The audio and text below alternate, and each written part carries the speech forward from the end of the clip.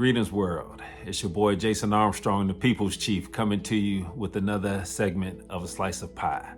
This is where we talk all things community and hopefully building community through partnerships, innovation, and empowerment. The other day,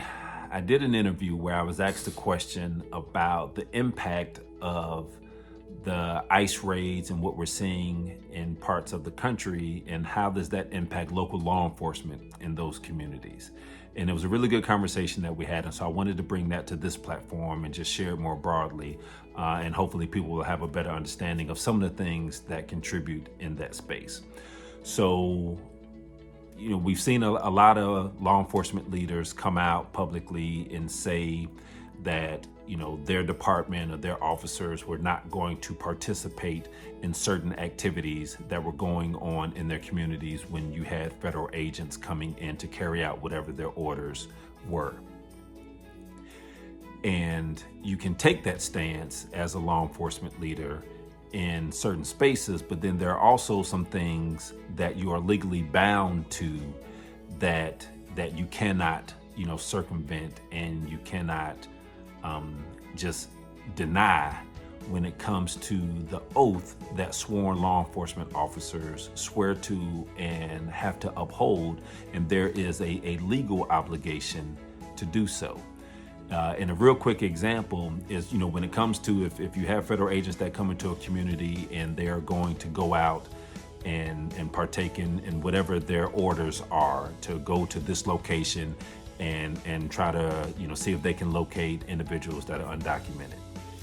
As a law enforcement leader, you can say that my officers are not going to participate in that action, and we do not support that, so we're not going to participate in that. But what you could find yourself having to navigate is, let's say agents go out there, and in the course of doing that, you have a group of community members that now come up and they are trying to prevent them from carrying out their orders or their actions and things. And that environment starts to grow and it becomes a public safety issue or concern. And let's say at that point, the federal agents that are in calls the local law enforcement saying, hey, we are under attack, or we're being threatened to be attacked, or whatever the case may be. At that point, local law enforcement does have a legal obligation to respond in that, because if you don't, that could be considered a dereliction of duty. We all took an oath when we got into law enforcement that, we are here to help, to protect and serve. And there are things that when we get called, there's nobody else to show up to take care of that or try to address that situation other than the sworn police officers.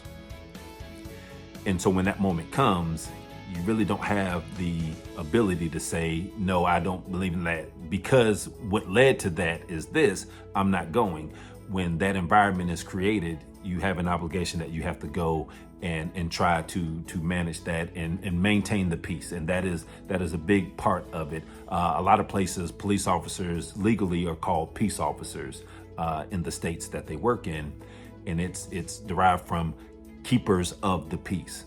And so you can't have a situation where the peace is disturbed and you get called as the official keeper of the peace legally in that jurisdiction, and then you say, well, I'm not coming to that. It doesn't work that way. And so while the officers may not participate in the initial raid or things that's going on, but if it elevates into a disturbance of the peace environment and local law enforcement gets notified about that, then there is going to be a response and things. And now when all of the videos start popping up on social media and all of those things, what you're going to see is you may see your local law enforcement out there in the community or at that event, and it's easy for them to be attached to it. And so whatever bad things or things that we don't want to see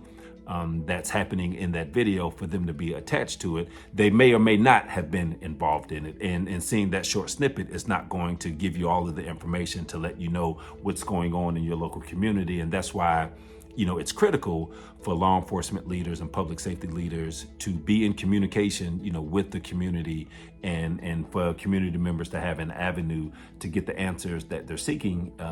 when you see those things happening, in your area, in your communities, because it's not as cut and dry as we wish it all would be. And we know how divisive, some of the things that we're seeing or some of the things that are happening are. And with some of these individuals that are coming in for a short period of time to carry out whatever their orders have been, and then they're leaving out, you have local law enforcement left to deal with the aftermath of that. And a lot of them, for what I'm seeing, are taking hits from the community, feeling as though that, they shouldn't have done this or they shouldn't have done that. And that's where, you have to create spaces where you can have that dialogue with your community members to keep them updated and educated on what it is that's going on and what you're doing. And also try to help them understand like what the legal obligations in certain environments are.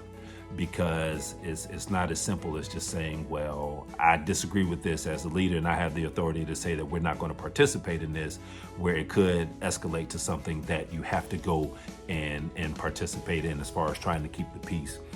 in that space. Never easy being put in the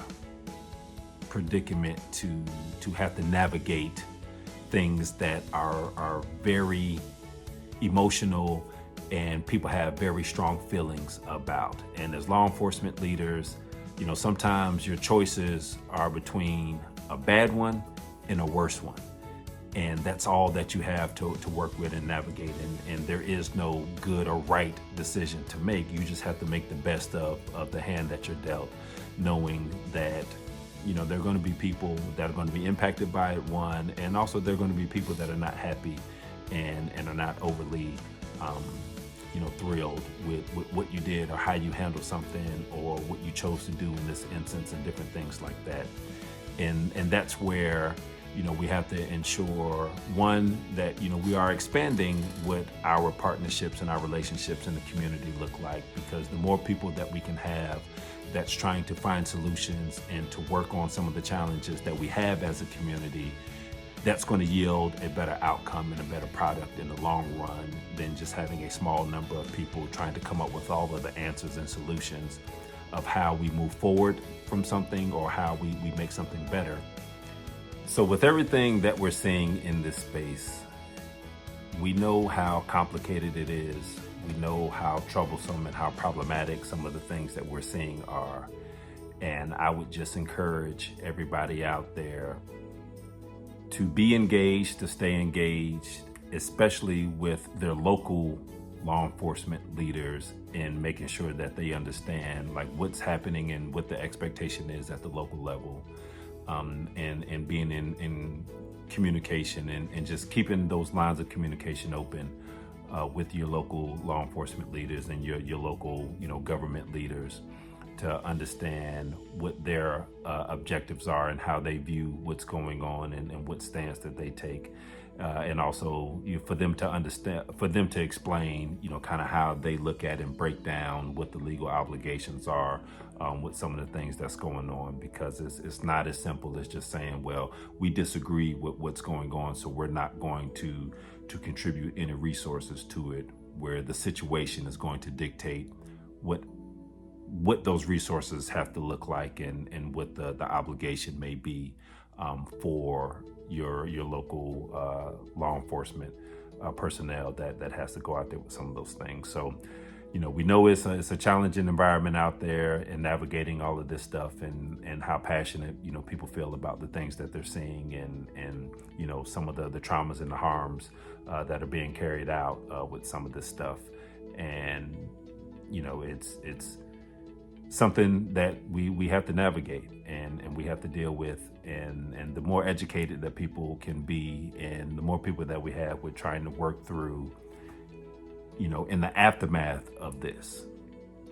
how are we going to come together and work together as a community and try to figure out ways to make sure that we're taking care of our community and have the best interests in the community at heart, is something that, that is going to be important, is going to be needed. And instead of just being somebody who is just, talking about all of these things or complaining about all of these things, what are you doing to contribute to to making things better and helping, you know, everybody involved understand the impact of things and everybody collectively working on solutions. So